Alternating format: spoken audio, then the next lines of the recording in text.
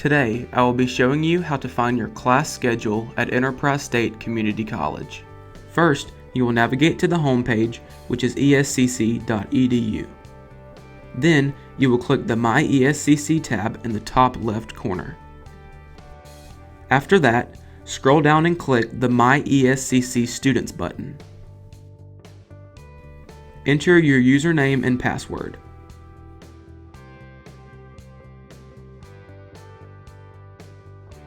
Once you are logged in, click the Student tab. Then, click Registration. Next, click Concise Student Schedule. Here you will see a layout of your classes that you are taking.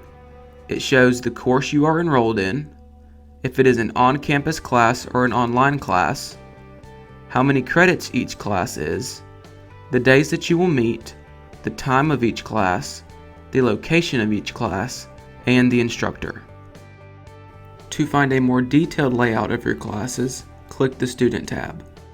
Then click Registration. Then click Student Detail Schedule.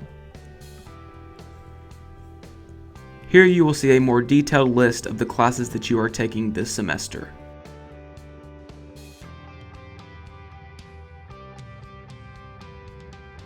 You have successfully learned how to find your class schedule at ESCC.